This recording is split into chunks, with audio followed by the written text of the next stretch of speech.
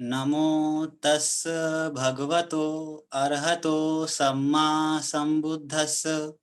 नमो तस् भगवतो अरहतो सम्मा संबुद्धस्स।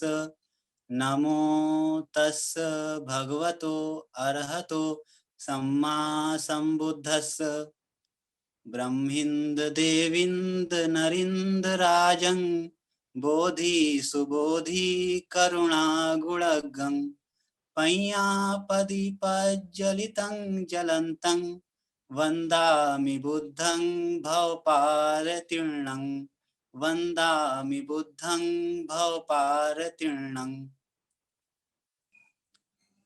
भदंताचार्य बुद्धदत्त पाली संवर्धन प्रतिष्ठान के द्वारा के तत्वावधान में आयोजित इस 18 दिवसीय ऑनलाइन पाली शिक्षण अध्ययनशाला के प्रथम दिन द्वितीय बैच के उद्घाटन सत्र में आप सभी पाली भाषा अनुरागियों, उपासक उपासिकाओं का हार्दिक अभिनंदन वंदन करते हुए स्वागत है। यह सर्वविदित है कि पाली भाषा भारतवर्ष की प्राचीन भाषा है, जिसका आविर्भाव भारतवर्ष की इसी पुण्य भूमि पर हुआ था। पाली भाषा के संदर्भ में कहा जाता है, पालेति रक्षति इति पाली, अर्थात जो बुद्ध वचनों का पालन करती है तथा रक्षण करती है वही पाली है। भारतवर्ष से जब धम्म लुप्तप्राय हो रहा था, तब इसी पाली भाषा ने धम्म को संरक्षित किया। भारतीय भाषाओं के अधिकांश शब्द पाली भाषा के ही हैं। अधिकांश भारतीय भाषाओं की उत्पत्ति इसी पाली भाषा से हुई है। वर्तमान में हम जिस भाषा का प्रयोग करते हैं, उसकी उत्पत्ति इसी पाली भाषा से हुई है। इस तरह से पाली हमारी माता हुई और हम सभी इसके पुत्र पुत्री होने के कारण हम सभी का यह दायित्व है कि अपनी माता का पालन एवं संरक्षण करें।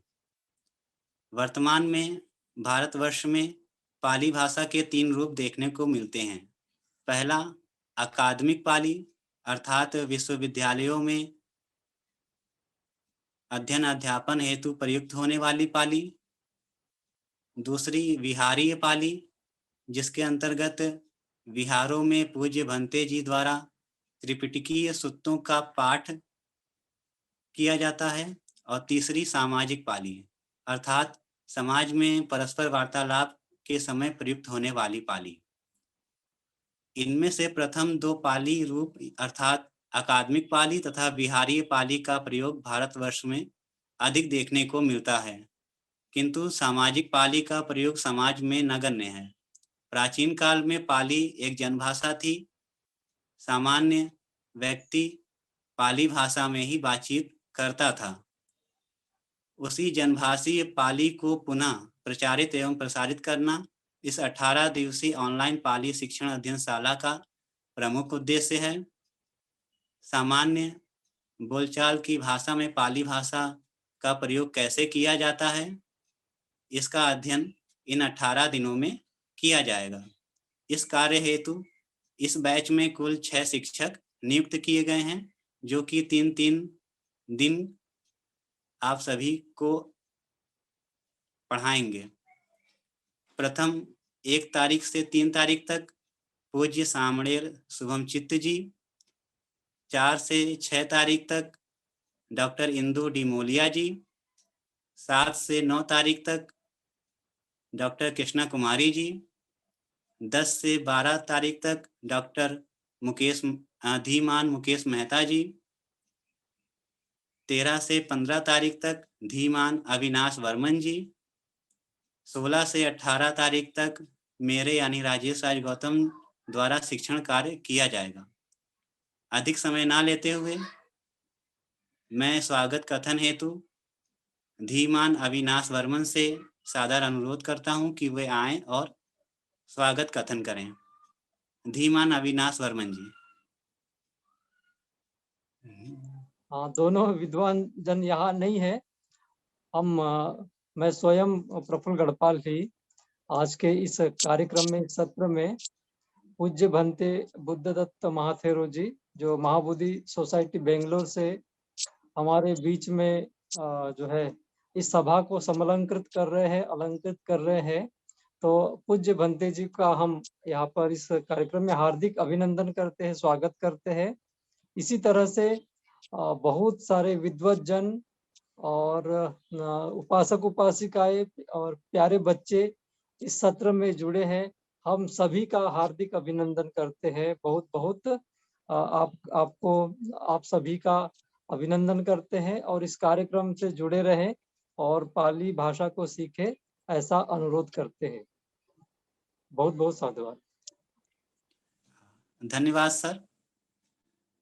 इसी कड़ी में भदंताचार्य बुद्धदत्त पाली संवर्धन प्रतिष्ठान के संस्थापक, पाली भाषा अति सरला, पाली भाषा अति मधुरा जैसे लोकप्रिय पाली गीत की रचना करने वाले युवा पाली भाषा एवं बौद्ध विद्या के युवा विद्वान, इस 18 दिवसीय ऑनलाइन पाली शिक्षण अध्ययनशाला के संयोजक तथा शिक्षक प्रशिक्षक प्रमुख, केंद्रीय संस्कृत विश्वविद्यालय लखनऊ परिसर के साहित्य विभागीय assistant professor doctor Prafull Gadhpal sir से सादर अनुरोध है कि वे आएं और अपना वक्तव्य रखें। Doctor Prafull Gadhpal sir. हाँ, बहुत बहुत साधुवाद राजेश जी।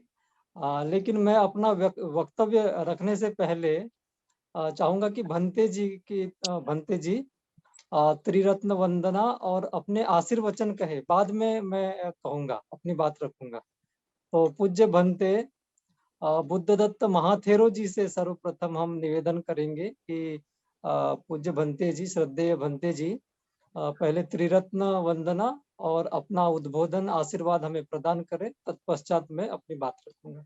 आदरणीय भंते जी, आप जो है त्रिरत्न वंदना और अपनी बात रखिए, उद्बोधन दीजिए और आशीर्वाद भी हम सभी को प्रदान करें।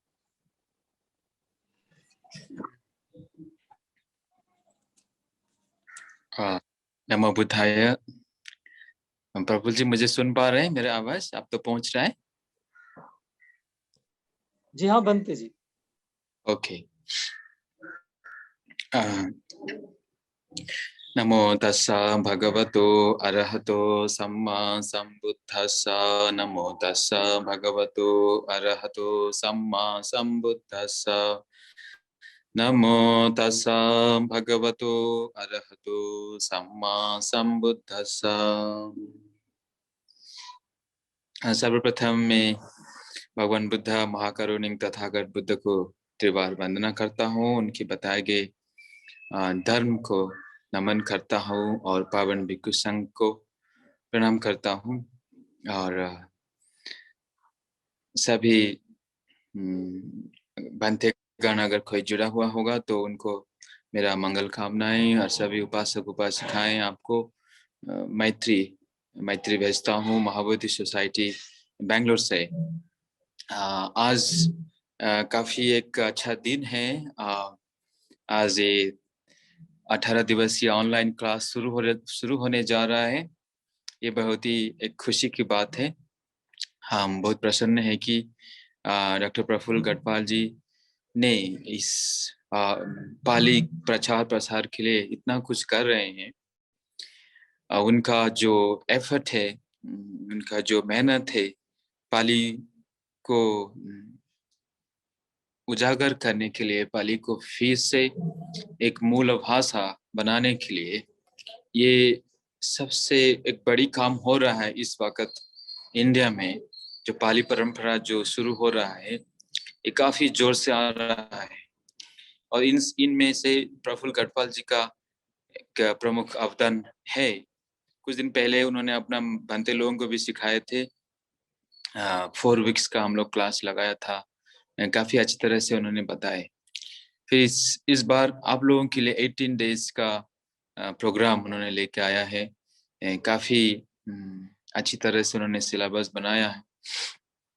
तो मेरे ओर से उनको बहुत बहुत आशीर्वाद और साधुवाद, ताकि वो इस तरह से और भी आगे जाके काम करें और लोगों को पाली को सरल रूप से लोगों तक पहुंचा सकें।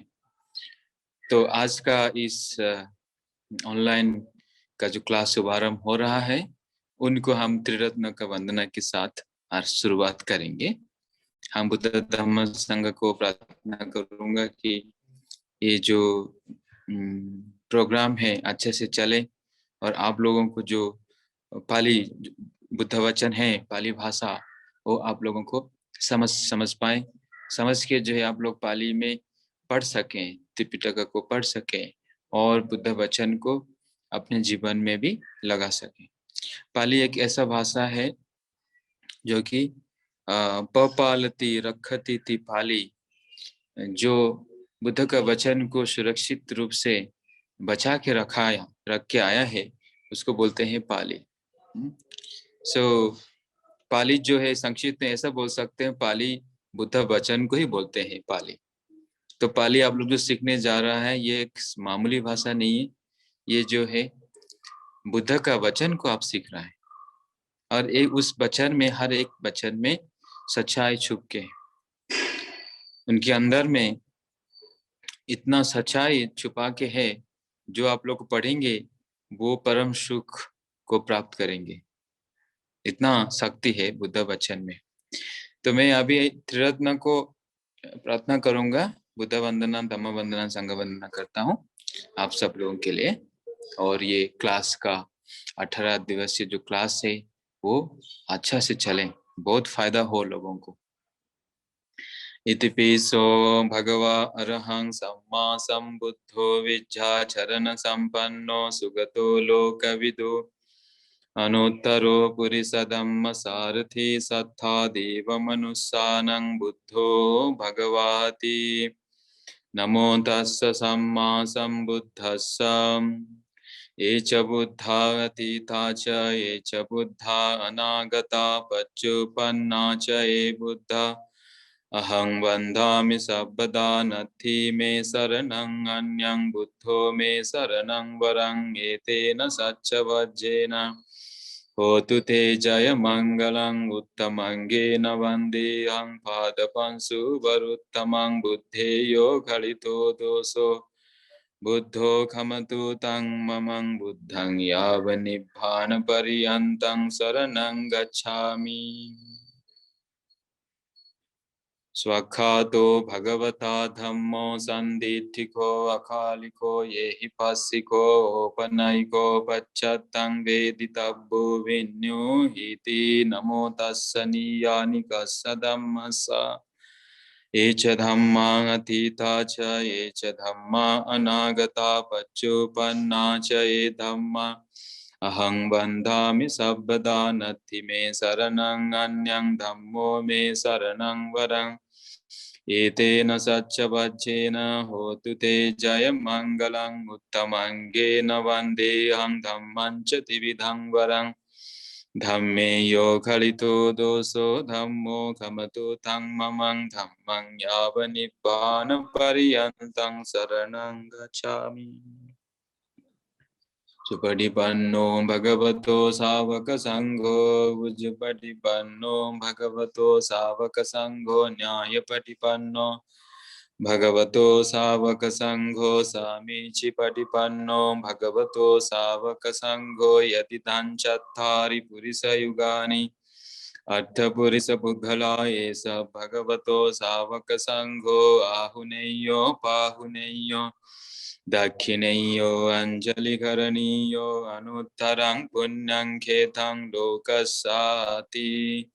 नमो तस्स अट्ठवर्यपुद्गला महासंघस्सा ये च संघा अतीता च ये च संघा अनागता पच्युपन्ना च ये संघा अहं वन्दामि सर्वदा नत्थि मे शरणं अन्यं संघो मे शरणं वरम् एतेन सच्चवज्जेन होतु ते जय मंगलं उत्तमंगेन वन्देऽहं संघं च त्रिविधोत्तमं संघेयो घलितो दोषो संघो खमतु तं ममं संघं यावन्निब्बानपर्यन्तं गच्छामि।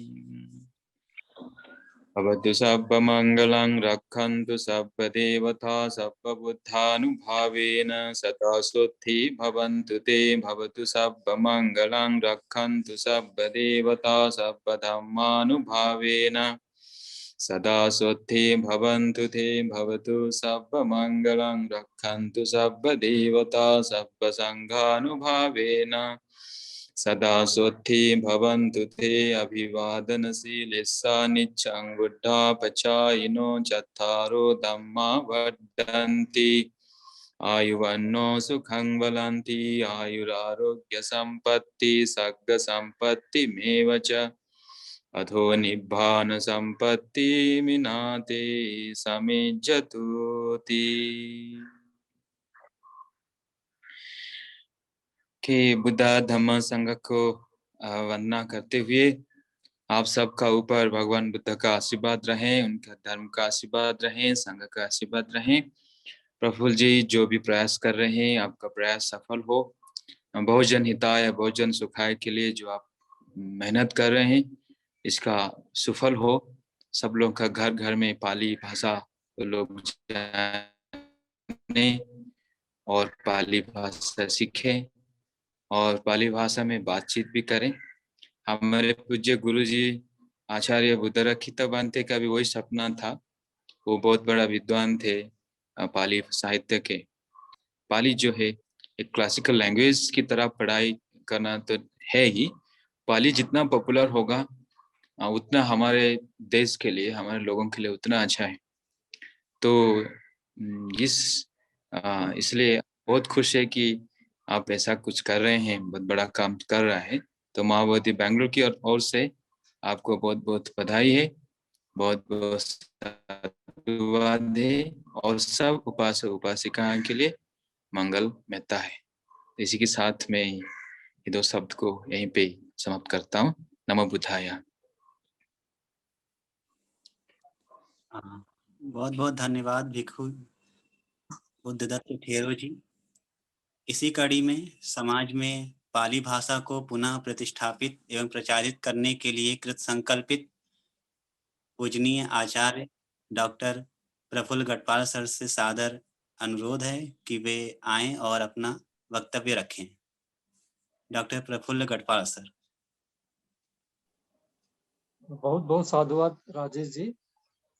नमो तस्स भगवतो अरहतो सम्मा संबुद्धस्स। नमो तस्स भगवतो अरहतो सम्मा संबुद्धस्स। नमो तस्स भगवतो अरहतो सम्मा संबुद्धस्स। आज के इस पाली शिक्षण कार्यशाला में हम आपका बहुत बहुत आभार स्वागत करते हैं। विशेषतः महाबोधि सोसाइटी बेंगलोर से हमारे बीच में इस कार्यक्रम में पधारे भदंत बुद्धदत्त महाथेरो जी का हम विशेष तौर पर हार्दिक अभिनंदन करते हैं, स्वागत करते हैं। भंते जी पाली भाषा के प्रचार प्रसार के लिए बहुत सारे अभिनव प्रयत्न कर रहे हैं महाबोधि सोसाइटी के माध्यम से। महाबोधि सोसाइटी के अंतर्गत एक पाली रिसर्च एकेडमी भी है जिसके द्वारा नए पाठ्यक्रमों के संचालन तथा पाली भाषा के विस्तार के लिए अनेक प्रकार के कार्य किए जाते हैं।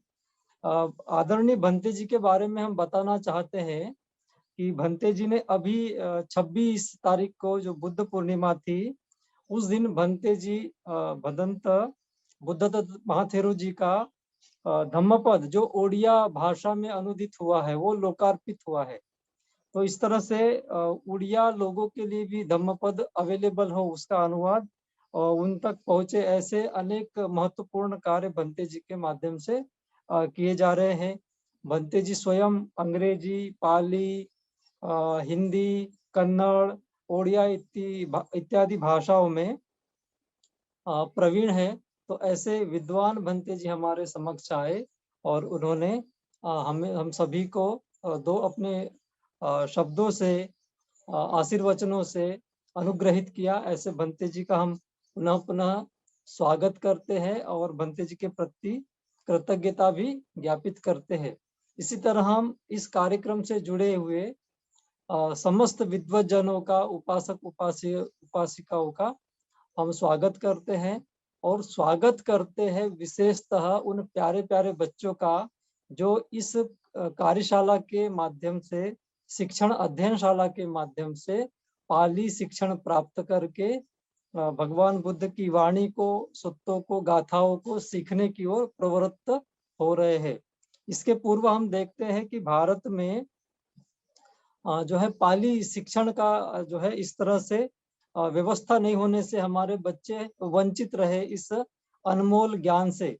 अब धीरे धीरे भदंताचार्य बुद्धदत्त पाली संवर्धन प्रतिष्ठान के माध्यम से हमारे मित्रों के माध्यम से, जो कि बड़े विद्वान मित्र हैं हमारे, जो पाली में प्रवीण है, सामर्थ्यवान है, ऐसे सभी हम पाली मित्र मिलकर धीरे धीरे पाली भाषा को विस्तृत करने के लिए, जन जन तक पहुंचाने के लिए प्रयास कर रहे हैं। और ये प्रयास विविध प्रकार के हैं। बहुत सारे प्रयास जो है पारंपरिक रूप से भी चल रहे हैं, और कुछ ऐसे भी है जो कि अभी इनोवेशन के साथ, नवाचार के साथ भी किए जा रहे हैं। जैसे ये शिक्षण अध्ययनशाला चल रही है, एक अपने आप में बहुत अलग तरह का इनोवेशन है, नवाचार है, कि लोग घर में बैठकर भी इस कोरोना काल के कठिन समय में अपने घरों में बैठकर भी पाली शिक्षण का अनमोल ज्ञान प्राप्त कर सक रहे हैं। तो एक अपने आप में नवाचार है। इसी तरह से डिजिटलाइजेशन पर विशेषतः किस तरह से पाली भाषा को लोगों तक पहुंचाया जाए, इसके लिए अनेक तरह के कार्य जो है भदंताचार्य बुद्धदत्त पाली संवर्धन प्रतिष्ठान के द्वारा किए जा रहे हैं। नमो तस् भगवतो अरहतो सम्मा सम्बुद्धस्स। नमो तस् भगवतो अरहतो सम्मा सम्बुद्धस्स।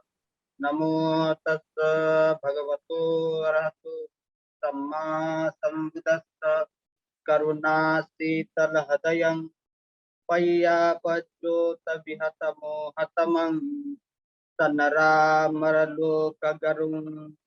वंदे सुगतं गति विमोत्तमं। इस कक्षा के आरंभ में मैं हमारे शास्त्रा तथागत अरहंत सम्यक संबुद्ध तथागत द्वारा उपदिष्ट सद्धर्म और लोक में अनुत्तरित पुण्य क्षेत्र परम पावन भिक्षु संघ को सादर प्रणाम निवेदित करता हूँ। आज के इस कक्षा में जुड़े सभी अध्येतागण सभी का मैं हार्दिक अभिनंदन करता हूँ। पाली अध्ययन की यह ऑनलाइन 18 दिवसीय कार्यशाला में मैं आप सभी का हार्दिक अभिनंदन करता हूँ। और शुरुआत में पाली के संदर्भ में मैं आपसे कुछ अवगत कराना चाहता हूँ आपको कि यह जो पाली भाषा का प्रचार और प्रसार के लिए सब लोग प्रयासरत है। तो इसमें मैं कुछ जो विद्वत वर है जिन्होंने सही मायने में पाली को प्रचारित करने के लिए, प्रसारित करने के लिए अपना पूरा जीवन समर्पित किया, इससे पाली के जो महान विद्वान आधुनिक समय में हुए हैं, ऐसे आचार्य धर्मानंद कोसंबी, महापंडित राहुल सांस्कृत्यायन, भदंत डॉक्टर आनंद कौशल्यायन, भिक्षु जगदीश कश्यप और डॉक्टर भिक्षु धर्मरक्षित, इन सभी पंच विद्वानों के पावन स्मृतियों में भी मैं सादर प्रणाम निवेदित करते हुए आज की इस अध्ययन कक्षा का आरंभ करता हूँ। पाली व्याकरण एवं भाषा विज्ञान के अंतर्गत हम वर्णमाला, जिसे पाली में वर्णमाला कहते हैं, उसका अध्ययन आज हम करने वाले हैं। यह जो पाली की वर्णमाला है, प्रायः हम हिंदी और मराठी में उसे वर्णमाला कहते हैं। तो आप सभी लोग अच्छी तरीके से जानते हैं कि ईसा पूर्व 6ठी शताब्दी में भारतवर्ष में तथागत भगवान गौतम बुद्ध ने अपने धर्म का जो प्रचार एवं प्रसार किया वह जन भाषा पाली में किया। किसी भी भाषा में वाक्यों के द्वारा ही विचारों का विनिमय संभव है। यह वाक्य शब्दों से बने होते हैं और शब्द जो है वह सार्थक वर्णों से तैयार होते हैं। वर्णों के समूह को ही वर्णमाला कहा जाता है। किसी भी विचार को यदि हमें कम्युनिकेट करना है, हमें यदि प्रेषित करना है, तो वाक्य और वाक्यांशों का बहुत महत्व है और इसीलिए सार्थक वाक्यों को तैयार करने के लिए वर्णों की बहुत महत्ता होती है। तो इस प्रथम कक्षा में हम पाली वर्णमाला का अध्ययन करेंगे। मनुष्य भाषा के द्वारा अपने विचारों का परस्पर विनिमय करता है और प्रत्येक भाषा का जो मूल आधार होता है वह ध्वनि होता है। ध्वनि को ही अक्षर कहा जाता है और अक्षरों को वर्ण कहा जाता है।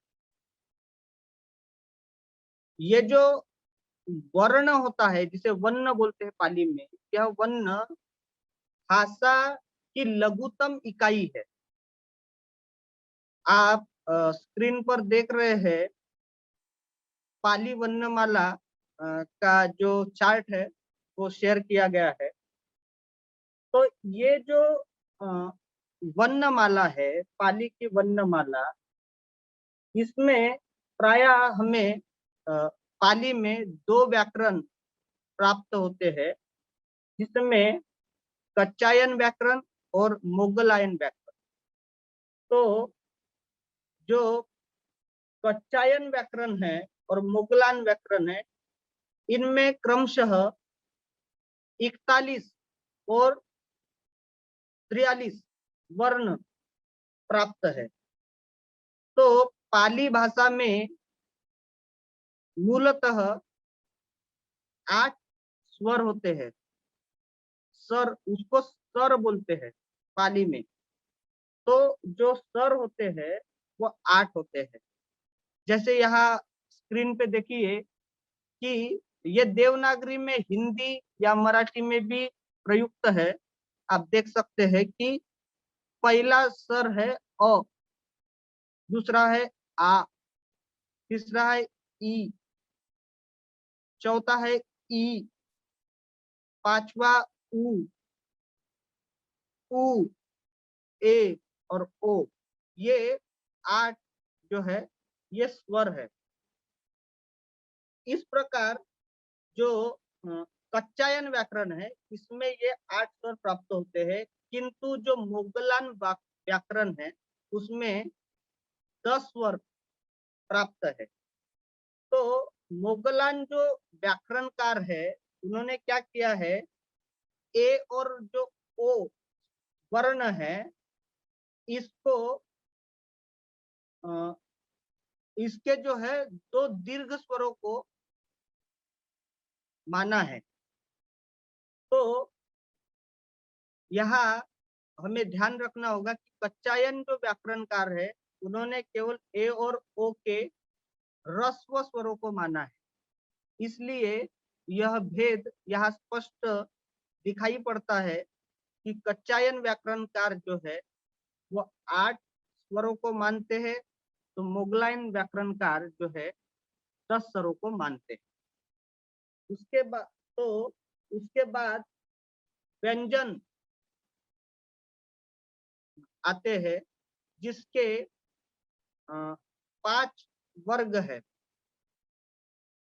क वर्ग, च वर्ग, ट वर्ग, त वर्ग, प वर्ग, अंतस्थ, ऊष्म, यह उसका विभाजन है। ये जो स्वर है, पाली के जो स्वर है, जिसे हमने बतलाया कि 8 स्वर होते हैं, आपके स्क्रीन पे दिख रहे हैं। अ, आ, ई, उ, ए, ओ। ये जो 8 स्वर है, ये 8 स्वरों को मोगलान व्याकरणकार ने सूत्र में बताया दशादो सरा, यानी 10 स्वर है। ए और ओ को वे दीर्घ मानते हैं और ह्रस्व भी मानते हैं। इस प्रकार यह 10 स्वर उन्होंने सूत्र दिया है दशादो सरा, मतलब 10 स्वर होते हैं। अब व्यंजन किसे कहते हैं? भाषा विज्ञान में सबसे लघुतम इकाई को वर्ण कहा जाता है। तो जो व्यंजन है, व्यंजन किसको कहना चाहिए? तो जिन वर्णों का उच्चारण स्वरों की सहायता से होता है, उन्हें व्यंजन कहते हैं। जो व्यंजन होते हैं, स्वरों की सहायता से ही बोले जाते हैं। पाली वर्णमाला के अनुसार क इत्यादि 43 व्यंजन है, 33 व्यंजन है। व्याकरण के सूत्रों में कहा गया है कादयो व्यंजना, क इत्यादि 33 व्यंजन कहे गए हैं। ये आप देख सकते हैं कि क वर्ग में मुख्यतः जो व्यंजन है, पहले है क, ख, ग, घ, अंग, च, छ, ज, झ, य। फिर ट वर्ग में ट, ठ, ड, ढ, ण। त वर्ग में त, थ, द, ध, न। प वर्ग में प, फ, ब, भ, म। अंतस्थ वर्ग में 4 व्यंजन है, य, र, ल, व, और ऊष्म कहे जाते दंत स और ह। इस प्रकार पाली में जो कच्चायन व्याकरणकार है, वो 8 स्वर और 33 व्यंजन मानते हैं। पाली भाषा में आप स्क्रीन में देख रहे हैं कि जो ल वर्ण होता है वह विशेष है। यह हिंदी तथा लौकिक संस्कृत में प्रयुक्त नहीं होता, किंतु कुछ भारतीय भाषाओं में जैसे मराठी या पंजाबी है, इसमें इसका प्रचलन है। ये जो अंग है, इसे पाली में निगहित कहते हैं। तो इस प्रकार आप यहाँ जान पा रहे हैं कि पाली में 10 स्वर जो मुगलान आचार्य के अनुसार है, कच्चायन के अनुसार 8 स्वर और 33 व्यंजन। अब हम ह्रस्व और दीर्घ स्वरों को देखेंगे कि ह्रस्व किन्हें कहा जाता है और दीर्घ किसे कहा जाता है। तो जिन स्वरों का उच्चारण अन्य वर्गों की सहायता के बिना किया जाता है तथा जिनके उच्चारण में केवल एक मात्रा से अधिक समय नहीं लगता, उन्हें स्वर कहा जाता है, ह्रस्व स्वर। ठीक है, तो ये जो ह्रस्व स्वर है वो कितने हैं? वे क्रमशः 3 हैं। फिर से हम समझ ले कि जिन वर्णों का उच्चारण बिना किसी वर्णों के सहायता से किया जाता है, या जिनके उच्चारण में केवल एक मात्रा से अधिक समय नहीं लगता, ऐसे जो वर्ण होते हैं उन्हें ह्रस्व यानी छोटा लघु कहा जाता है, जिसमें क्रमशः 3 वर्ण है। पहला है अ, दूसरा है ई और तीसरा है उ। ये जो 3 वर्ण है यह ह्रस्व माने गए हैं पाली भाषा विज्ञान में। तो आप अपने स्क्रीन पे देख रहे हैं, यहाँ पीपीटी में दिखाया गया है कि ह्रस्व किसे कहना चाहिए और दीर्घ किसे कहना चाहिए। तो यहाँ बड़ा अच्छा चित्र प्रस्तुत किया है कि हाथी दिखाया गया है जो दीर्घ है, लघु गुरु है, और एक चूहा दिखाया गया है जो सूक्ष्म है, लघु है, छोटा है। अब दीर्घ स्वर जो है, दीर्घ स्वर किसे कहेंगे? तो जिन वर्णों को उच्चारित करने के लिए द्विमात्रात्मक समय लगता है, द्विमात्रात्मक अर्थात डबल समय लगता है, उसे दीर्घ स्वर कहा जाता है। दीर्घ स्वर दो समान स्वर होते हैं उससे मिलकर बनते हैं। जैसे अ धन अ, तो क्या बन जाएगा? आ। वैसे ही छोटी ई धन छोटी ई बन जाएगी बड़ी ई। फिर उ धन उ बन जाएगा ऊ। उसके बाद ए और ओ, ये भी वर्ण जो है दीर्घ कहे गए हैं। तो ये इस प्रकार अ, ई और उ, यह जो 3 वर्ण है यह ह्रस्व स्वर माने जाते हैं। आ, ई, उ, ए और ओ ये क्रमशः दीर्घ स्वर माने जाते हैं। ठीक है। अब यहाँ ध्यातव्य है कि पाली भाषा में जो ल वर्ण है वह विशेष है। जो वर्ण बहुतांशतः हिंदी तथा लौकिक संस्कृत में प्रयुक्त नहीं होता है, किंतु कुछ भारतीय भाषाओं में होता है। यह भी जानना यहाँ आवश्यक है कि वैदिक भाषा में 64 वर्ण होते हैं और संस्कृत में 50 वर्ण होते हैं, लेकिन पाली भाषा में 43 या 41 ही वर्ण होते हैं। यह भाषा बहुत सरल है क्योंकि यहाँ बहुत जटिलता नहीं है। पाली भाषा की इस जो वर्णमाला है, इसे यदि हम ठीक तरीके से यदि पढ़ लेते हैं, जान लेते हैं, तो हमें इसके लेखन में और पठन पाठन की प्रक्रिया में बहुत सरलता होगी, सुविधा होगी। तो हम देखते हैं कि बहुत बार ये होता है कि इन वर्णों का सही तरीके से अध्ययन नहीं करने से बहुत सारी प्रयोगों में या लिखने में लोग शुद्धता से नहीं लिखते हैं।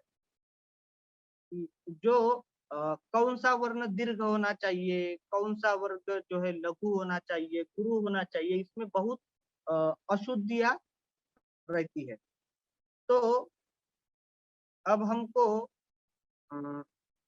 मोटा मोटी तौर पर इस कक्षा के अंदर यह समझ गया है स्वर और व्यंजनों के अंतर्गत कि पाली भाषा में 5 वर्ग है जो आप स्क्रीन पे देख रहे हैं। क वर्ग में क ख ग अंग, च वर्ग में च छ ज य, ट वर्ग में ट ठ ड ढ न, त वर्ग में त थ द ध न, और प वर्ग में प फ ब भ म। यह वर्णों के वर्ग व्यंजनों के पांच वर्ण के रूप में किया गया है। यह स्क्रीन पर आपको दिखाई पड़ रहा है। अब पाली में कहा गया है पंच पंच का वग्गा, 5 वर्ग। ठीक है, तो स्क्रीन पर आप देख रहे हैं कि किस प्रकार 5 वर्गों में इसको विभाजित किया गया है। पहले क वर्ग है, फिर च वर्ग है, फिर ट वर्ग है, और फिर त वर्ग है, और फिर प वर्ग है।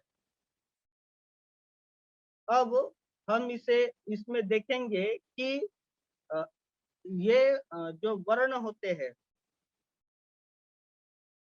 ये इन वर्णों में जो 5वां अक्षर होता है उसे पंचम वर्ण कहते हैं। जैसे हम देखते हैं क वर्ग में जो अंग है, क ख ग घ अंग, ये जो 5वां अक्षर है, और जो च वर्ग में जो 5वां अक्षर है च छ ज झ ञ ट ट ढ ढ न, फिर त वर्ग में त थ द ध ण, और प वर्ग में प फ ब भ म।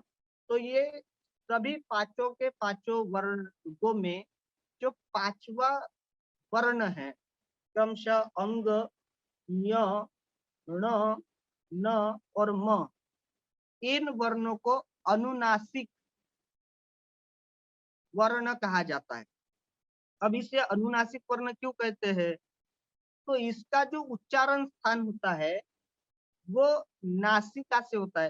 अंग, ठीक है, ञ, ण, न, म, इनका जो उच्चारण स्थान है वो नासिका है। इसलिए इसको इन पांचों वर्गों में जो पंचम वर्ण है, इसे हम अनुनासिक वर्ण कहते हैं। अब इन वर्णों के उच्चारण स्थान को भी हम जान लेना चाहिए हमको कि इनके उच्चारण स्थान क्या है, कैसे उच्चारित किया जाता है। अभी ये जो मैं बता रहा था कि अनुनासिक वर्ण है, तो इसके कुछ प्रयोग पाली में प्राप्त होते हैं, वो आप जान ले।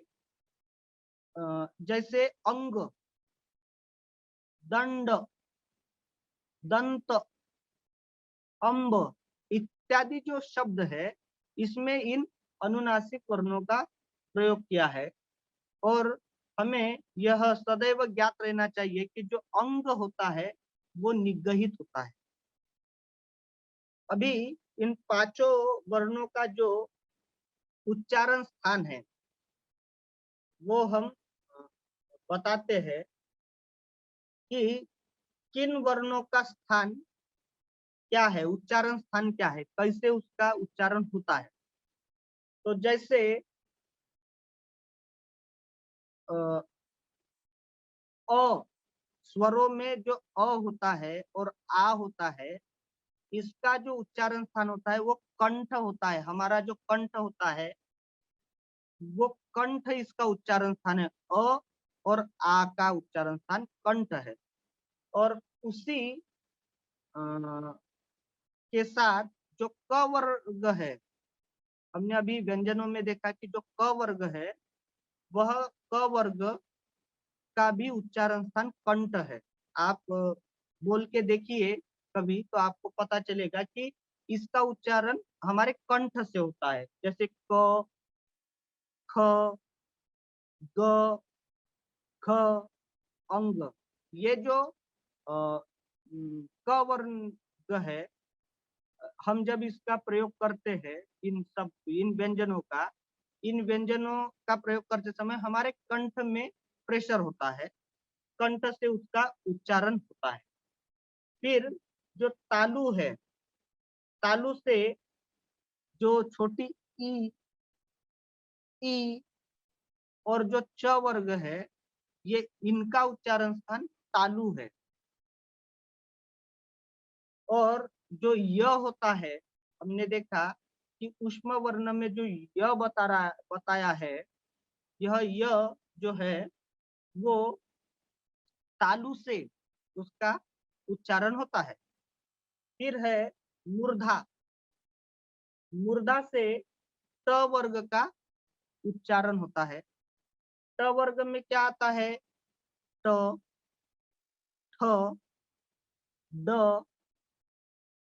ढ और न। ये जो उच्चारण है यह मूर्धा से होता है। ट वर्ग का उच्चारण मूर्धा से होता है।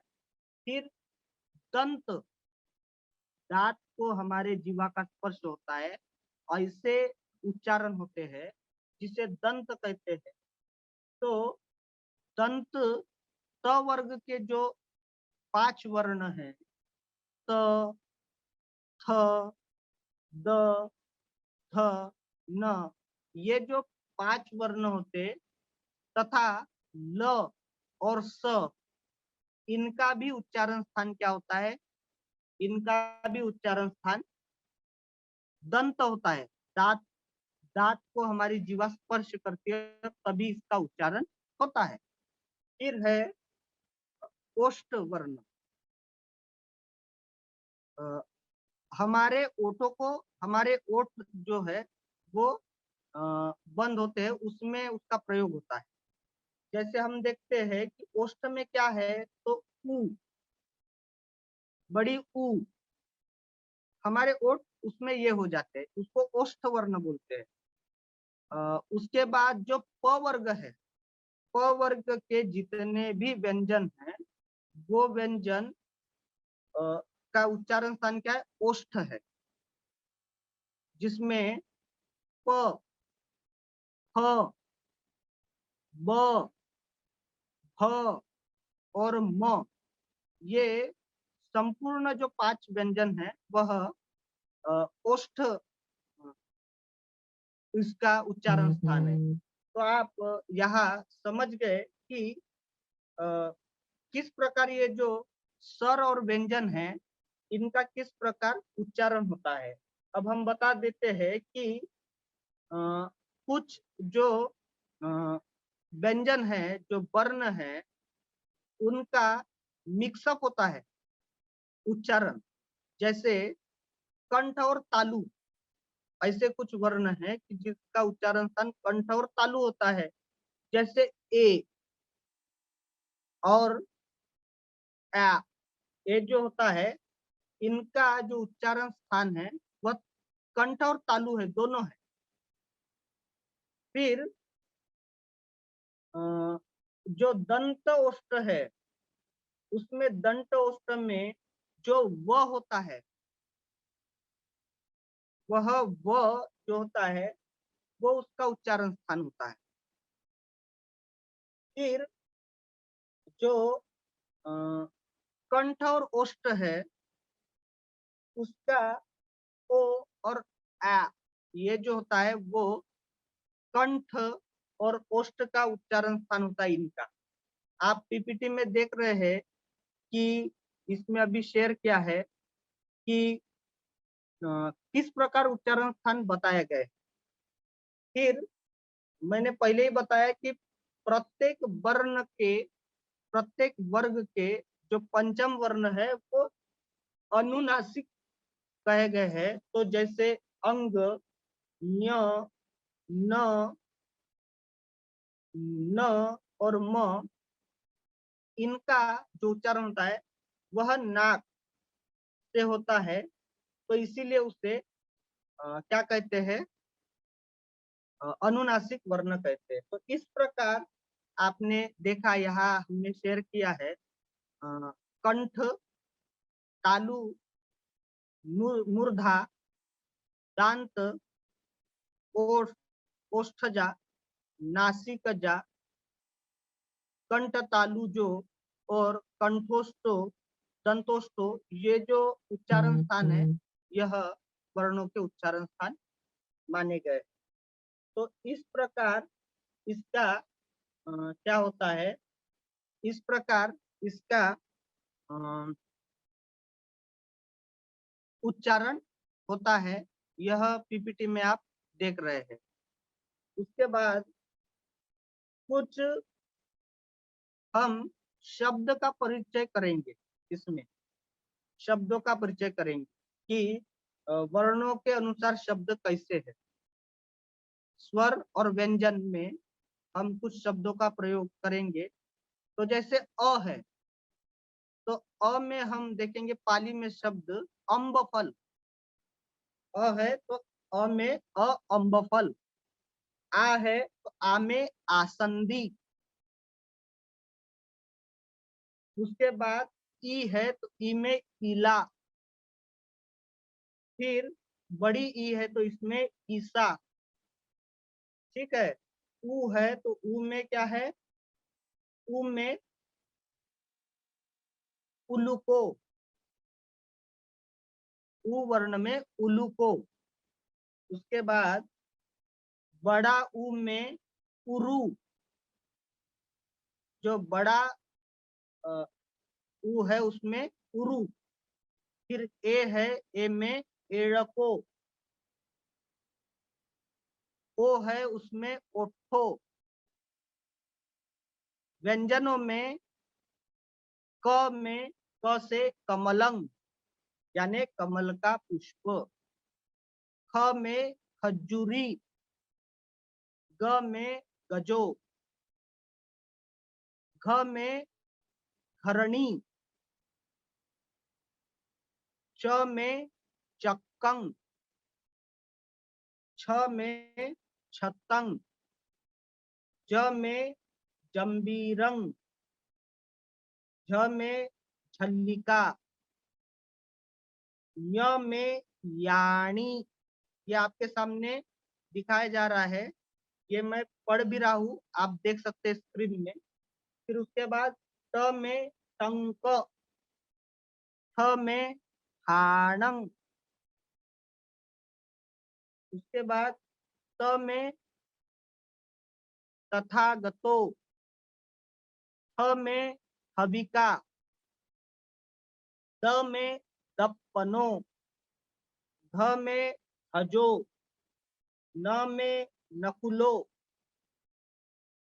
प में पंचालिका। ह में हरसु। ब में बको। भ में हटो। म में मकुटो। ठीक है। य में यति। र में रथो। ल में लबुजंग। व में वंशो। स में ससो। ह में हंसो और अंग में अंकुरो। तो इस प्रकार यह शब्द है, शब्दों के परिचय है। जैसे ये भाषा और स्वर व्यंजन जो है वो हमें बहुत सरलता से समझने चाहिए, इसलिए इस प्रकार से यह बनाया गया है। जैसे अंग्रेजी में बोलते ए फॉर एप्पल, तो वैसे ही हमने पाली में क्या बोलना चाहिए, अ से अम्बफल, आ से आसंदी, ई से इड़ा। तो ये बोलने से क्या होगा कि हमें अर्थ का बोध होगा, शब्द का परिचय होगा। तो हमें ऐसे ही स्मरण करना है, हमें ऐसे ही वर्णमाला को सीखना है। अ से अम्बफलंग, आ से आसंदी, ई से इड़ा, ई से ईसा। इस प्रकार हमको वर्णमाला का क्या करना है, स्वाध्याय करना है। ये जो हम पीपीटी में दिखा रहे हैं, यह आप नोट कर लीजिए। इसका जो अम्बफल का क्या अर्थ होता है, तो लिखा है अम्बफलंग यानी आम का फल। आसंदी यानी कुर्सी। इड़ा यानी इलायची। ईसा यानी हल्का फाल। इस प्रकार इसका अर्थ भी आपको ये पीपीटी के माध्यम से दिखाई पड़ रहा है। तो ये हो गया हमारा शब्दों का परिचय। ठीक है। अब हमको कुछ विशिष्ट अक्षरों से जो है ये ध्यान में रखना है कि किसी विशिष्ट अक्षरों से मिलकर कोई वर्ण नहीं बनते। कुछ कुछ ऐसे वर्ण हैं, हमने पढ़े हैं इसमें, कि उसमें कुछ कुछ अक्षर ऐसे कि जिसमें शब्द नहीं बने हैं, जैसे अंग, ड, ढ और न। एवं जो ल है, जो पाली में प्रयुक्त होता है, इनमें हमें मुख्यतः इन वर्णों से शुरुआत होने वाले वर्ण नहीं दिखाई दिए, हमने नहीं पढ़े।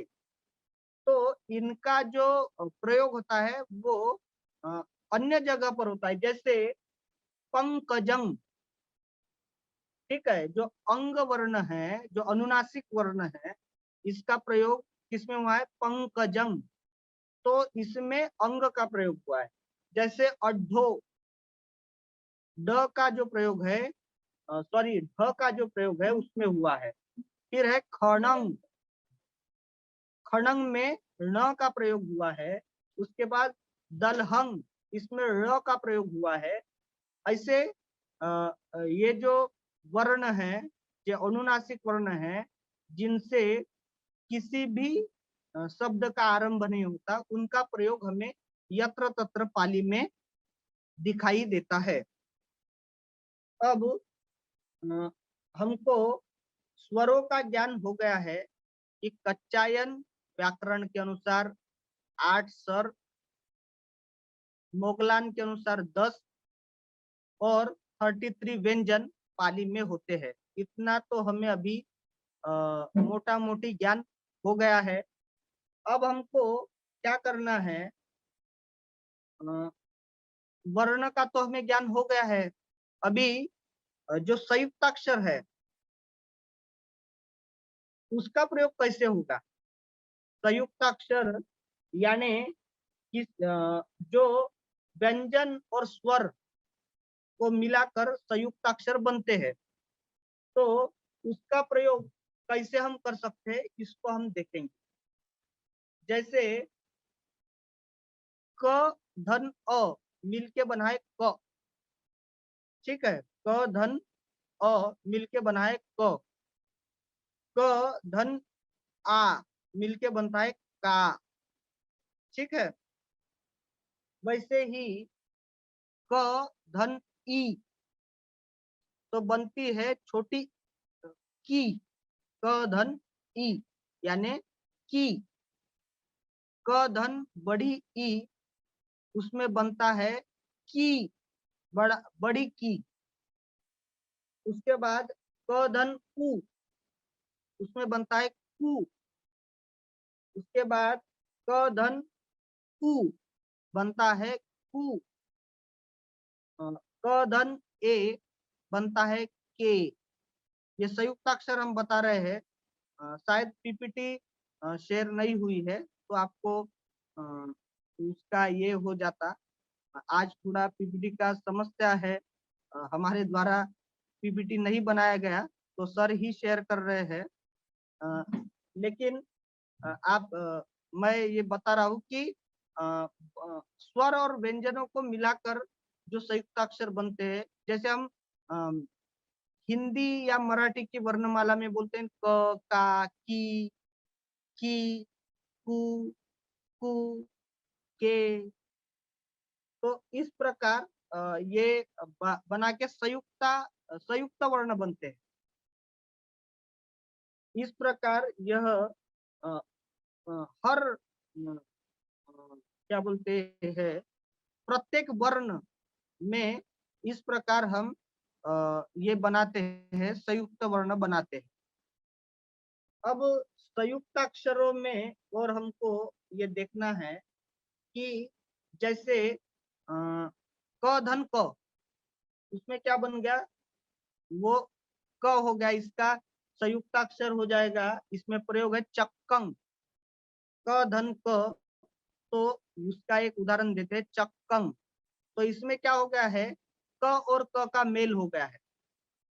तो चक्कं जब हम लिखेंगे तो आधा क लिखेंगे और पूरा क लिखेंगे, उसको बोलेंगे संयुक्ताक्षर चक्कं। जैसे क और ख का ये हुआ है, मेल हुआ है, योग हुआ है, तो उसमें हम देखेंगे क्या लिखेंगे, चक्कुम। उसमें चक्कुम, च आधा क और ख, चक्कुम। उसके बाद ग और ग का मेल हुआ है, उसमें लिखेंगे अग्गो। उसके बाद त और घ का मेल हुआ है, उसको लिखेंगे तग्घो। इस प्रकार हम संयुक्ताक्षर भी प्रयोग कर सकते हैं। ठीक है, ये स्क्रीन पे आए हैं संयुक्ताक्षर। हम देखते हैं कि पाली भाषा में किस प्रकार इसका जो है ये है। आप देख रहे हैं कि क धन क, यहाँ देख रहे हैं चक्कं, चक्खुं, अग्गो, तग्गो। यह संयुक्ताक्षर हमको दिखाई देते हैं। ये सूची में आपको यहाँ स्क्रीन पे शेयर किया गया है। च और च तो मिलके क्या हो गया, ये संयुक्ताक्षर हो गया। उसका हम पाली में प्रयोग देखते हैं जच्चा। च और छ का जो प्रयोग हुआ है वो देख रहे हैं हम अक्षरा। उसके बाद देख रहे हैं डबल ज और ज का प्रयोग देख रहे हैं अज्ज। उसके बाद मज्झ। तो इस प्रकार यह संयुक्ताक्षर हम देख सकते हैं कि इस प्रकार हम अनेकों प्रयोग संयुक्ताक्षरों के भी देख सकते हैं कि इसमें इस प्रकार के संयुक्ताक्षर प्राप्त है। अब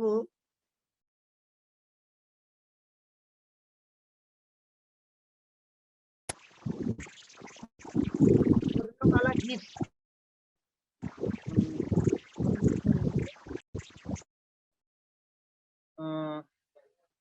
वर्णमाला गीत जो आदरणीय प्रफुल्ल गढ़पाल सर के द्वारा ये किया गया है।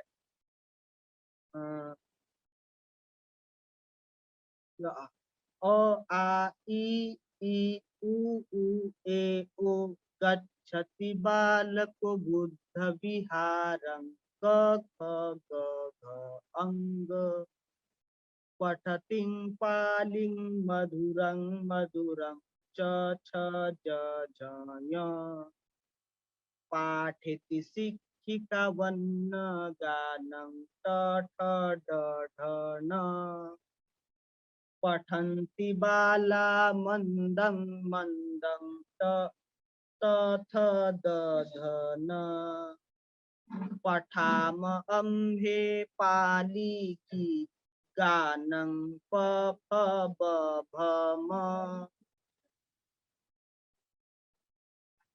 पठत अम्भे पाली गानं प फ ब भ म पठत तुम्मे थोकं थोकं यर ल व स गच्छति बालको बुद्ध विहारं हर अं पठति बालिं मधुरं मधुरं। इस प्रकार यह वर्णमाला गीत हम देख रहे हैं, हमारे स्क्रीन में दिख रहा है कि इस प्रकार गीत के माध्यम से भी इस वर्णमाला को, पाली की वर्णमाला को हम देख सकते हैं, सीख सकते हैं। तो इसमें कविता के माध्यम से, गाने के माध्यम से ये पूरी जितनी भी हमारी पाली की वर्णमाला है उसको कवर किया गया है। तो इस प्रकार यह जो आज की कक्षा में निर्धारित विषय है वो इस प्रकार यह हम देख रहे हैं कि मोटा मोटी हमने देख लिया कि 8 स्वर और 33 व्यंजन हम मोटा मोटी आज देख लिए। कुछ स्मरणीय तथ्य आपको स्मरण करने हैं या कुछ आपको याद रखना चाहिए, कुछ बातों को ध्यान देना चाहिए, तो वो मैं उससे मैं आपको अवगत कराना चाहता हूँ। तो जो अंग है उसे निगहित कहा जाता है। निगहित से हमें जो तात्पर्य लेना है वह अनुस्वार से लेना है। निगहित से तात्पर्य अनुस्वार से लेना है, ठीक है। जैसे चक्कं, तो जो अनुस्वार है वो निगहित का बोध कराता है। उसके बाद निगहित जो है हम देखेंगे कि जो अनुस्वार होता है शब्द पे लगा है, जैसे बुद्धं, तो बुद्ध के ऊपर जो बिंदी होता है उसे हम निगहित कहते हैं। पाली में मकारांत का प्रयोग नहीं होता है, ठीक है। म का, जैसे लोग बुद्धम बोलते हैं ना, बुद्धम, यह अशुद्ध है, गलत है। बुद्धम नहीं बोला जाना चाहिए, क्या बोलना चाहिए? बुद्धं, ठीक है, बुद्धं बोला जाना चाहिए, ठीक है। पाली में क्योंकि जो म है वह नहीं होता, क्योंकि वो क्या है, म जो है वस्तुतः हलंत होता है, इसलिए वो म नहीं होना चाहिए। तो हमको क्या बोलना है? बुद्धं शरणं गच्छामि। बुद्धं शरणं गच्छामि, यह अशुद्ध है, मकारांत नहीं होता। फिर क्या है, पाली में केवल दंत स होता है, मूर्धन्य स और तालव्य स नहीं होता है, तो यह हमें ध्यान में रखना चाहिए। तो कभी भी हम प्रयोग करेंगे तो केवल दंत स का प्रयोग करेंगे, ठीक है। उसके बाद पाली में री नहीं होता है, जो संस्कृत में प्राय प्राप्त होता है री, वो री नहीं होता है। उसके बाद विसर्ग जो होता है वो विसर्ग भी पाली में नहीं होता है, ठीक है। उसमें ये देखते हैं कि जो ए और औ है, जो संस्कृत में या हिंदी में हमको प्राप्त होता है, वो भी हमको प्राप्त नहीं होता। बड़ा ए की जगह पर या छोटा जो ए है वो प्राप्त होता है, औ के जगह पर ओ प्राप्त होता है, ठीक है। उसके बाद इसमें जो क्षत्रिय वाला छ है, त्र है और ज्ञ है, इनका भी प्रयोग हमको नहीं प्राप्त होता, ठीक है। पाली में जो है कई कई जो है रफार जो होता है उसका लोप हो जाता है। जो हम ये देख रहे हैं कि हमने बोला कि क्षत्रिय वाला छ नहीं होता है, त्र नहीं होता है, ज्ञ नहीं होता है, तो इनके स्थान पर प्राय क्या होता है, जो छ होता है उसके स्थान पे क और ख संयुक्त हो जाता है, उसको प्रयोग करते हैं। त्र के स्थान पर द त धन त को प्रयोग करते त, ज्ञ के स्थान पर ञ को प्रयोग करते हैं। जैसे ज्ञान हम हिंदी में बोलते हैं तो पाली में बोलते हैं यान, ठीक है। उसके बाद पाली में रेफ नहीं होती, उसका लोप हो जाता है, परिवर्तित हो जाता है। जैसे हिंदी में हम बोलते हैं सूर्य, तो सूर्य पे रेफ है, तो पाली में प्राय रेफ नहीं होती, तो वो होगा सूर्यो, ठीक है। जैसे आर्य, तो रेफ नहीं होती पाली में, क्योंकि इसलिए उसका हो जाए अरियो, ठीक है। जैसे कार्य, तो क्या हो जाएगा? करियम। तो इस प्रकार जैसे कभी कभी क्या होता है, कहीं कहीं हटकर समीपस्थ आधा अक्षर भी हो जाता है। जैसे कर्म है, तो कर्म में रफार हट जाने से क्या हो गया? कम्म, एक ही शब्द को क्या हो गया है? संयुक्त अक्षर बन गया है। जैसे धर्म, उसमें क्या बन गया है? धम्म। उसके बाद क्या होता है, उसके बाद र का लोप हो जाता है, तो जैसे प्रकाश है तो प्रकाश के लिए प्रकाशो, जैसे परिश्रम है तो परिश्रमो। इस प्रकार हमको पाली में अत्यंत सरल, किसी भी पद्धति की जटिलता प्रयुक्त होती हुई नहीं दिखाई देती। बहुत आसानी से बालक से बालक भी इस भाषा को बोल सकता है। इसीलिए बोला है कि सा मूल भाषा, सा मूल भाषा, सभी प्राणियों की मूल भाषा है पाली, और इसका ज्ञान सभी लोगों को हो सकता है। जैसे लौकिक संस्कृत हो या जो संस्कृत हो, इसमें बहुत जटिलतम शब्दों का प्रयोग है, या अन्य भाषा में भी जटिलतम शब्दों का प्रयोग हम देखते हैं, किंतु पाली भाषा ऐसी भाषा है कि जिसमें बहुत सरलता है, जटिलता नहीं है कहीं पर भी। जैसे हमने देखा कि त्र, श, बहुत सारे ऐसे अक्षर है जो नहीं है, द्वि। तो इसके स्थानों पे जो हमने 8 स्वर और 33 व्यंजन देखे हैं, उन्हीं का प्रयोग ज्यादातर होता है।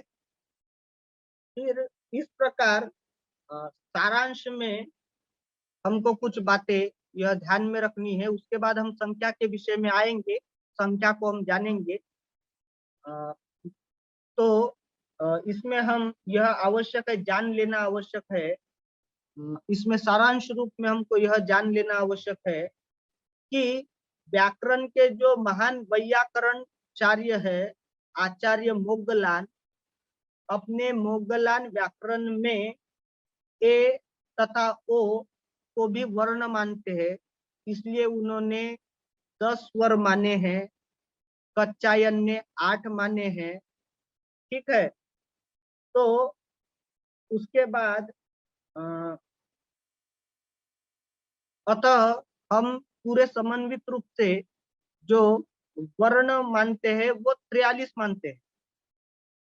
मोगलान के अनुसार हम 43 वर्ण मानते हैं, 43 मानते हैं। ठीक है, और कच्चायन के अनुसार 41 मानते हैं। ठीक है, वर्ण माला में व्यंजनों के 5-5 वर्ग है, उसमें क वर्ग, च वर्ग, ट वर्ग, त वर्ग और प वर्ग। अंग को हम निगहित कहते हैं, और पाली भाषा में री नहीं होता, ऋषि वाला री जो हम हिंदी या अन्य भाषा में प्रयोग करते हैं वो नहीं होता। इस वर्ण की विशेषता है कि ये जो र होता है, ल बोलते हैं उसको, यह इसकी विशेषता है। मूर्धन्य श और जो तालाब्य श है वह नहीं होता, केवल दंत स होता है। ठीक है, इसमें किसी भी व्यंजन को हलंत नहीं करते, हलंत नहीं लगाते, हलंत होता ही नहीं है पाली में। ठीक है, निगहित नहीं होता, निगहित होता है, अंत में निगहित होता है, मकारांत नहीं होता है। ठीक है, पाली में विसर्ग नहीं होता है, रेफ नहीं होती है। ठीक है, उसका लोप हो जाता है।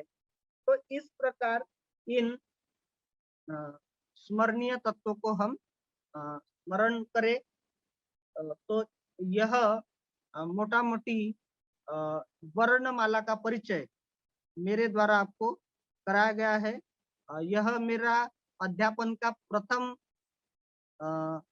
प्रयास है, इसलिए हो सकता है कि आप सभी अभ्यर्थी लोगों को जटिल भी हो गया हो, या कुछ बातों को समझाने में मैं उतना सक्षम नहीं हो सका हूँ। यह मैं थोड़ा जानता हूँ, क्योंकि यह पहला मेरा प्रयास है। मैं भी आप सभी को इस प्रकार पहले मतलब पहली बार टीच कर रहा हूँ। तो केवल इन बातों को आप जाने, उसके बाद अब संख्या को यदि शेयर कर देंगे तो फिर संख्या को मैं बता दूंगा। पाली में संख्या प्रयोग कैसे होता है इसको हम देखेंगे। तो इसमें पहले देख सकते हैं आप कि पाली में क्या लिखा है, एकंग। ठीक है, एकंग, एक वस्तु को दर्शाने के लिए एक, एकंग। पाली में कैसे उसको बोला जाएगा, यह इसमें स्क्रीन में दिखाया जा रहा है, आप देखिए। 2 को बताने के लिए क्या बोला है, द्वे। 3 को दिखाने के लिए तीनी।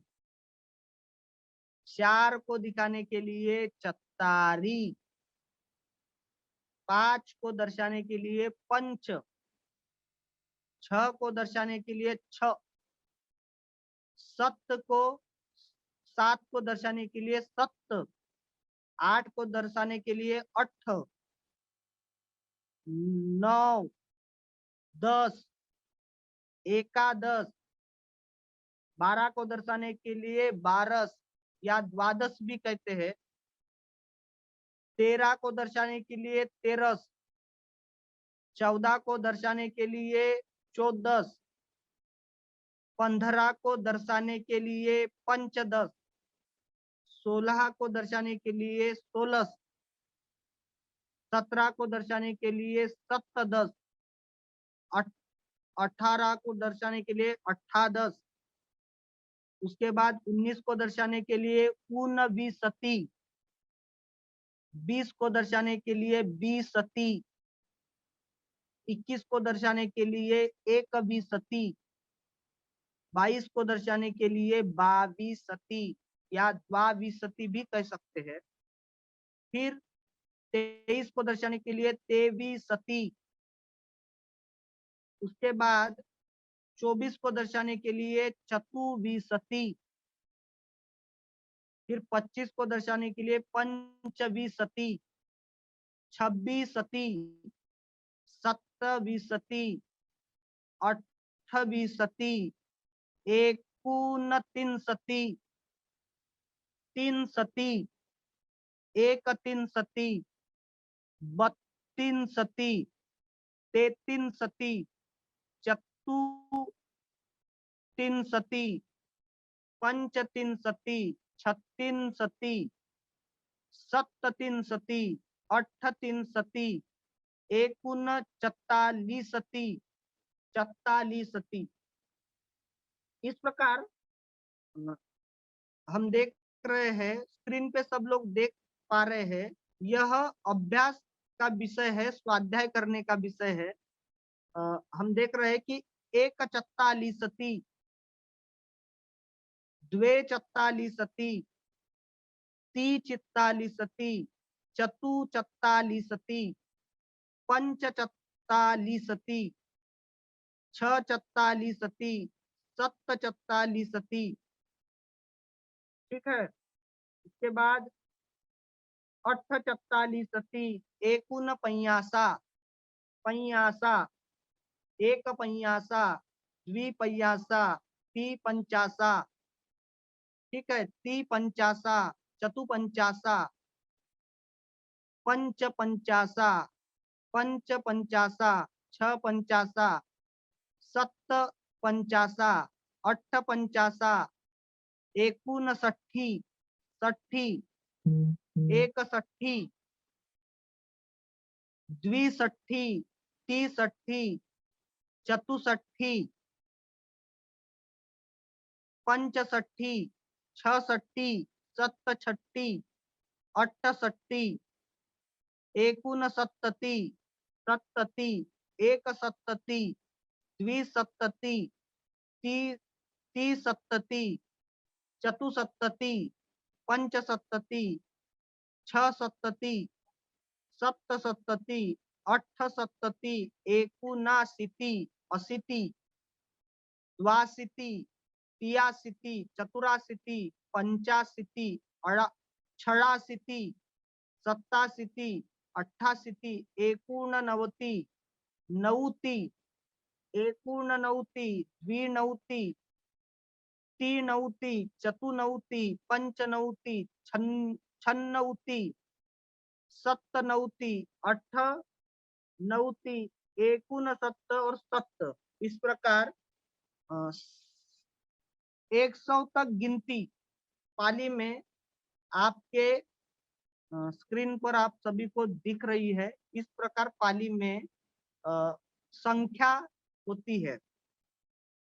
तो आज के इस कक्षा में यह जो आज का पाठ था स्वर तथा व्यंजन, यह मैंने बताया। ह्रस्व और दीर्घ स्वर बताए, संयुक्त अक्षर बताए और संख्या बताई है। तो मैं समझता हूँ कि आपको कुछ बातें समझ में आई होगी। इसमें यदि कुछ लोग जो इसमें जुड़े हैं अध्ययन में, तो यदि कुछ लोगों से मैं कुछ पूछूं तो आप कुछ लोग इसमें से बता पाएंगे, तो मैं समझूंगा कि कुछ आप समझ पाए हैं, कुछ सीख पाए हैं। तो अ, यदि इसमें से कोई म्यूट करके बताए मुझे कि पाली में कितने स्वर और व्यंजन होते हैं। अभी मैंने पढ़ाया है तो स्वर कितने होते हैं, तो जो बच्चे हैं, खासकर बच्चे बताए, अभी मैं ये सब बताया आपको, तो आप क्या आकलन किए इससे, तो इसका मुझे ये हो जाएगा। हेलो भंते जी 8 स्वर होते हैं। 8 स्वर होते हैं, बहुत बढ़िया बेटा। क्या नाम है बेटा आपका? भंते जी सुखी हो। क्या नाम है आपका? खुशी बिराडे। अच्छा, बहुत बढ़िया। 8 स्वर होते हैं, कौन कौन से होते हैं? ये दिख रहा है स्क्रीन पे। वंदामी भंते जी। सुखी हो। हाँ, 8 स्वर होते हैं। व्यंजन उ उ ए ओ। बहुत उत्तम, बहुत बहुत उत्तम। ठीक है, अभी दूसरा कोई व्यक्ति बताए कि पाली वर्णमाला में कितने व्यंजन होते हैं? वंदामी भंते जी 33 व्यंजन होते हैं। हाँ, 33 होते हैं ना जी भंते जी 33 व्यंजन होते हैं। 33 होते हैं। हाँ जी, आप सभी को ये है क्या बोलते हैं उसको, ये पाली का जो सूत्र है वो भी याद करना है। क्या है कि रस्सा सरा, दीघा सरा और शेषा व्यंजना। लिख लीजिए, रस्सा सरा, रस्व स्वर 3 होते हैं, अ, ई और उ। उसके बाद दीर्घ स्वर होते हैं 5। दीघा सरा वो होते आ, ई, उ, ए और ओ। और जो शेष बचते हैं क वर्ग से लेकर प वर्ग तक, वे सभी क्या होते हैं? 33 व्यंजन होते हैं, शेषा व्यंजना। तो इस प्रकार कुल मिला के 41 वर्ण पाली में होते हैं। ठीक है, खासकर बच्चों को यह अभ्यास करवाना है, वर्णमाला का अभ्यास करवाना है। फिर उसका जो है रस्व और दीर्घ का अभ्यास करवाना है। बच्चों के माता पिता से अनुरोध है कि वे अपने बच्चों को, अभी हम तो ऑनलाइन वर्चुअल पद्धति से हम तो आपको अवगत कराए हैं, आप भी घर में रहते हुए उनसे यह एक्सरसाइज करवा ले। देवनागरी में स्वरों को और व्यंजनों को वो लिखे, उनको इससे अवगत कराए और संख्या से अवगत कराए। तो मुझे लगता है कि मेरा आज पढ़ाने का साफल्य हो जाएगा, सफलता हो जाएगी कि कुछ नहीं तो कुछ बच्चे सीख पाएंगे। मुझे बड़ा खुशी हुआ कि वो बच्ची ने बड़ा अच्छा जवाब दिया और अच्छे से मतलब लोग सीख रहे हैं। तो आज के कक्षा को मुझे लगता है कि इतना ही आज पढ़ाना था, तो वो हो गया है। धन्यवाद भंते जी, बहुत ही मनोरंजक एवं आकर्षक तरीके से आज आपने कक्षा ली। जी आज आप सभी ने पाली वर्णमाला का अध्ययन किया तथा संयुक्त व्यंजनों को जाना पाली के, तथा इसके बाद संख्याओं के ऊपर आप सभी ने ज्ञान प्राप्त किया एवं पाली गीत के द्वारा पाली वर्णमाला को बड़े ही मनोरंजक एवं रोचक तरीके से जाना। आज के आप सभी का यहाँ पे उपस्थित पूज्य आचार्य जी, हमारे वरिष्ठ जनों का एवं पाली अनुरागियों का, उपासक उपासिकाओं का, सभी का साधुवाद, धन्यवाद। अब मैं पूज्य सामणेर शुभम चित्त जी से अनुरोध करता हूं कि वे धम्म पालन गाथा द्वारा इस शिक्षण कार्य को पूर्ण करें। जी। सब पाप सकरणं कुशल उपसंपदा सचित्त पर्योदपनम् एतं बुद्धान शासनं धम्मं चरे सुचरितं नतं दुचरितं चरे धम्मचारी सुखं सेति अस्मिन् लोके परमिच न तावता धम्मधरो यावता बहुभास्ति यो च पंपे सुतवानं धम्मं कायेन पश्यति सवे धम्मधरो होति यो धम्मं न पमज्जति नत्थि मे शरणं गय्यं बुद्धो मे शरणं परं एतेन सच्चवज्जेन होतु मे जयमङ्गलं नत्थि मे शरणं गय्यं धम्मो मे शरणं वरं एतेन सच्चवज्जेन होतु मे जयमङ्गलं नत्थि मे शरणं गय्यं संघो मे शरणं वरं एतेन सच्चवज्जेन होतु मे जयमङ्गलं नमो बुद्धाय नमो धम्माय नमो संघाय साधु साधु साधु।